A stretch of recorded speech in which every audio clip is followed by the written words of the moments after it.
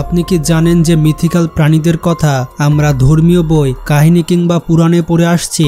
যাদের ভেবেছি শুধুই কল্পনা, তারা আসলে একসময় সত্যি পৃথিবীতে ছিল। হ্যাঁ বন্ধুরা, বিস্ময়ের ব্যাপারটি হচ্ছে এরা ছিল প্রাগৈতিহাসিক পৃথিবীর অংশ। লক্ষ লক্ষ বছর আগে ডাইনোসরের মতোই এরা বেঁচে ছিল এবং তাদের কিছু জীবাশ্ম আজও আমাদের সেই ইতিহাসের প্রমাণ দিচ্ছে। তাহলে চলুন আজকের এই ভিডিওতে আমরা জানবো কোন কোন মিথিক্যাল প্রাণী বাস্তবে সত্যিই ছিল এবং কিভাবে তাদের গল্প ইতিহাসের সঙ্গে মিলে যায়। Number 7, Indus worm. বন্ধুরা, প্রাচীন গ্রিকদের 2400 বছর পুরনো লেখায় উল্লেখ আছে যে ভারতীয় উপমহাদেশের ইন্দুস নদীতে এক বিশাল কৃমি পাওয়া যেত। গ্রিকদের বিশ্বাস ছিল ভারতীয়রা এই ইন্দুস ওয়ার্ম শিকার করত দাহ্য তেল পাওয়ার জন্য। যদিও ভারতে এমন কৃমির কোনো উল্লেখ নেই, তবে হ্যাঁ, লক্ষ লক্ষ বছর আগে সত্যি আর্থোপ্লিউরা এই নামের একটি প্রাগৈতিহাসিক প্রাণী ছিল, যা অনেকটা ইন্দুস ওয়ার্মের মতো। এরা পৃথিবীর সবথেকে বড় স্থলচর অমেরুদণ্ডী প্রাণী ছিল আর আকারে প্রায় ভক্সওয়াগন বিটল গাড়ির সমান বড় হতো। তবে এরা কৃমি নয়, বরং মিলিপিড জাতীয় প্রাণীর সঙ্গে সম্পর্কিত ছিল। আর্থোপ্লিউরা প্রায় 290 মিলিয়ন বছর আগে পৃথিবীতে ছিল, তখনও ডাইনোসরদের আবির্ভাব ঘটেনি। তাহলে ইন্দুস ওয়ার্মের আসল রহস্য কি? আসলে গ্রিকরা ভারতীয়দের মাটির নিচ থেকে পাওয়া দাহ্য তেল ব্যবহার করতে দেখে বিস্মিত হয়েছিল। সেই কারণে তারা বিষয়টিকে রহস্যময় করে মিথিক্যাল ইন্দুস ওয়ার্ম বলে উল্লেখ করে। আর সম্ভবত ইন্দুস ওয়ার্মের ধারণা তাদের কাছে এসেছিল আসল আর্থোপ্লিউরার ফসিল দেখে।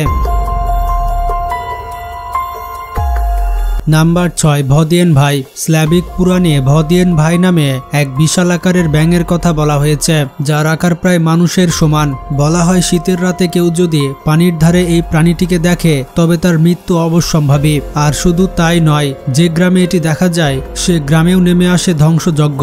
কিন্তু বাস্তবে কি কখনো ভদিয়েন ভাইয়ের মতো কোনো বিশাল ব্যাঙ ছিল? উত্তর হচ্ছে হ্যাঁ। প্রায় 66 মিলিয়ন বছর আগে পৃথিবীতে সত্যি এক প্রজাতির ব্যাঙ ছিল, যার নাম ছিল বিলজেবুফো বা ডেভিল ফ্রগ। এই ব্যাঙ এতটাই ভয়ঙ্কর ছিল যে কয়েক সেকেন্ডের মধ্যে ডাইনোসরের বাচ্চাকেও গিলে ফেলতে পারত। পৃথিবীর ইতিহাসে এর চেয়ে বড় ও ভারী ব্যাঙ আর কখনোই বিবর্তিত হয়নি। তবে ডাইনোসরদের মতো এই প্রজাতিটিও বিলুপ্ত হয়ে গেছে চিরতরে।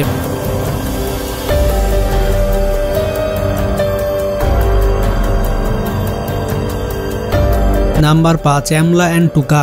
বন্ধুরা, আফ্রিকার কঙ্গো রেন ফরেস্ট সম্পর্কে নিশ্চয় জানেন। এটি অ্যামাজনের পর পৃথিবীর দ্বিতীয় বৃহত্তম রেন ফরেস্ট। তবে অ্যামাজনের তুলনায় এটি অনেক বেশি অনাবিষ্কৃত, আর এই কারণেই আজও কঙ্গোর কিছু উপজাতি দাবি করে যে তারা অনেক রহস্যময় প্রাণী দেখেছে।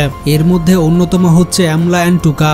বলা হয় এই প্রাণী দেখতে অনেকটা সেরাটপসিয়ান ডাইনোসরের মতো, মাথায় একটি মাত্র শিং আর পেছনে বিশাল লেজ। তবে বিশেষজ্ঞদের মতে সেরাটপস ডাইনোসররা ক্রিটেশিয়াস যুগের শেষে বিলুপ্ত হয়ে গিয়েছিল, তাই বাস্তবে আর তাদের অস্তিত্ব থাকার কথা নয়। অনেকেই মনে করেন অ্যামলা অ্যান্ড টুকা আসলে আধুনিক গন্ডারের সঙ্গে সম্পর্কিত। কিন্তু সমস্যাটা হলো আফ্রিকায় যে দুই প্রজাতির গন্ডার পাওয়া যায় তাদের দুটিরই মাথায় দুটি শিং থাকে আর লেজগুলো ছোট হয়। এর জন্য ধারণা করা হয় অ্যামলা অ্যান্ড টুকা হয়তো গন্ডারের কোনো অজানা প্রজাতি, কারণ অতীতে আর্সিনোইথোরিয়াম এবং মেগাসেরপসের মতো বহু গন্ডার সদৃশ প্রাণী পৃথিবীতে বিদ্যমান ছিল। সম্ভবত তাদের কোনো এক বংশধর আজও কঙ্গোর জঙ্গলে টিকে আছে, যা উপজাতিরা অ্যামলা অ্যান্ড টুকা নামে চেনে।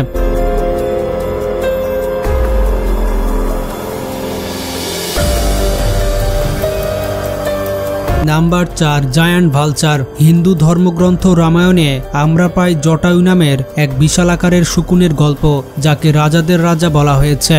শুধু তাই নয়, মধ্যপ্রাচ্যের গল্পগুলোতেও রূপ নামের এক ভয়ঙ্কর বিশাল শকুনের মতো প্রাণীর উল্লেখ আছে। ঠিক একইভাবে উত্তর আমেরিকার নেটিভ আমেরিকানরাও বিশ্বাস করত যে পৃথিবীতে থান্ডার্স বার্ডস নামে এক ধরনের দৈত্যাকার শকুন জাতীয় পাখি ছিল।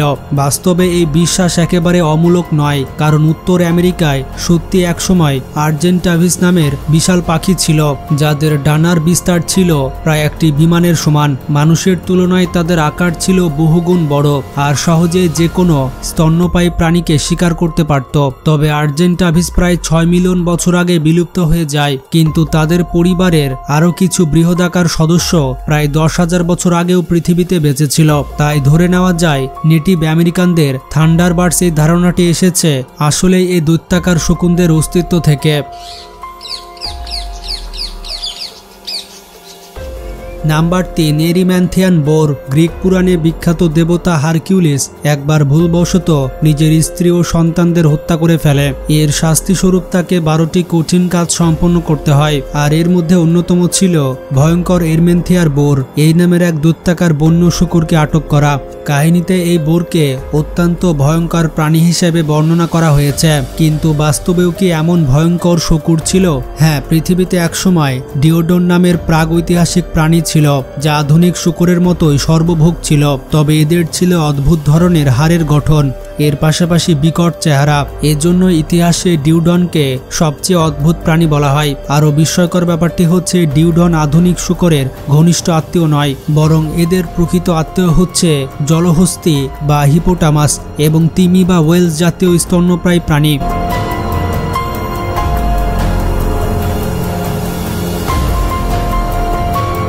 নাম্বার 2, লেভায়াথান। সাম্প্রতিক সময়ে নিশ্চয়ই আপনারা লেভায়াথান নামটি শুনেছেন। এদের প্রথম উল্লেখ পাওয়া যায় প্রায় 2500 বছর আগে হিব্রু বাইবেলে, যেখানে এটিকে সমুদ্রের ভয়ঙ্কর সাপ সদৃশ প্রাণী হিসেবে বর্ণনা করা হয়েছে। আরও আশ্চর্যের ব্যাপারটি হচ্ছে এমন সমুদ্র সাপ বা সি সার্পেন্টের মতো প্রাণীর গল্প প্রায় সবসময় পুরাণে পাওয়া যায়। এত বেশি জায়গায় একই ধরনের প্রাণীর উল্লেখ পাওয়া মোটেও কাকতালীয় নয়। বাস্তবে আজ থেকে প্রায় 50 মিলিয়ন বছর আগে সমুদ্রে বাস করত প্যালোপিস ক্লোজেসাস নামের এক বিশালাকার সামুদ্রিক সাপ। আকারে এটি ছিল 4টি সুজুকি অল্টো গাড়ির একসঙ্গে রাখার সমান বড়, তাই একে প্রাচীনকালের সামুদ্রিক সাপ বলা ভুল হবে না। সম্ভবত ফ্যালোফিসের কিছু আত্মীয় হাজার হাজার বছর আগে তারা সমুদ্রে বেঁচে ছিল, আর মানুষ তাদের দেখে লেভায়াথানের গল্প তৈরি করেছিল। পৃথিবীর সমুদ্র আজও সবচেয়ে রহস্যময় জায়গা, যেখানে কল্পনা আর বাস্তবের সীমারেখা মিশে যায়। এই সমুদ্রেই বিবর্তিত হয়েছিল পৃথিবীর সবচেয়ে ভয়ঙ্কর প্রাগৈতিহাসিক তিমি, যার দাঁত এত বিশাল ছিল এবং ধারালো ছিল যে সহজে হাঙরকে ছিঁড়ে ফেলতে পারত। এই কারণে বিজ্ঞানীরা মনে করেন প্রাচীন লেভায়াথানের ধারণা আসলে লেভায়াথান প্রজাতি থেকে এসেছে।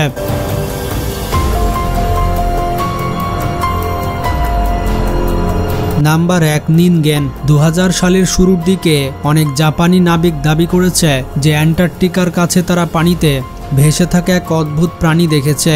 এই প্রাণীটির নাম দেওয়া হয়েছে নিনগেন। তাদের বর্ণনা অনুযায়ী নিনগেনের লম্বা লম্বা হাত ছিল এবং শরীরটা অনেকটা মৎস্যকন্যার মতো ছিল। পরে নিনগেনের কিছু ছবি ইন্টারনেটে ছড়িয়ে পড়ে, যদিও বেশিরভাগ ছবি ভুয়া বলে ধারণা করা হয়েছে। কিন্তু আসল প্রশ্ন হচ্ছে, আধুনিক অ্যান্টার্কটিকার গভীর অনাবিষ্কৃত জগতে কি সত্যি এমন কোনো নিনগেন আজও টিকে আছে? সম্ভাবনা একেবারে উড়িয়ে দেওয়া যায় না। বিজ্ঞানীরা ধারণা করেন নিনগেন আসলে থ্যালাসোকনাস নামের জলস্লথ হতে পারে। এরা পানিতে সাঁতার কাটার জন্য লম্বা হাত ব্যবহার করত, আর এদের বেশিরভাগ জীবাশ্ম পাওয়া গিয়েছে আর্জেন্টিনা ও চিলিতে, যা ভৌগোলিকভাবে অ্যান্টার্কটিকার সবচেয়ে কাছের দেশ। আরেকটি সম্ভাবনা হচ্ছে নিনগেন আসলে বিলুপ্ত হওয়া এক প্রজাতি হাঙর টাইপ হতে পারে। এই হাঙরের ছিল লম্বা লম্বা পাখা, যেগুলো দিয়ে সে সাগরে ভেসে থাকত। আকারে ও চেহারায় এটি অনেকটা নিনগেনের বর্ণনার সঙ্গে মিলে যায়, যদিও জীবাশ্ম প্রমাণ বলে অ্যাকৈলোল্যামনা প্রায় 66 মিলিয়ন বছর আগে বিলুপ্ত হয়ে গিয়েছে। তবে এটা খুব অস্বাভাবিক নয় যদি এ প্রজাতির কোনো বংশধর আজও টিকে থাকে, কারণ আজও অনেক হাঙরের প্রজাতি আছে যারা কয়েক মিলিয়ন বছর ধরে পৃথিবীতে বেঁচে আছে। তাই বলা যায় নিনগেন হয়তো একেবারে মিথ নয়, বরং প্রাগৈতিহাসিক কোনো প্রাণীর লুকিয়ে থাকা উত্তরসূরি হতে পারে। বন্ধুরা, এগুলোই ছিল মিথিক্যাল প্রাণীরা যারা আসলে বাস্তবে ছিল। এই বিষয়ে আপনাদের মতামত কমেন্টে জানাবেন। ভিডিওটি বেশি বেশি শেয়ার করে সবাইকে জানিয়ে দিন। ভালো থাকবেন, টেক কেয়ার।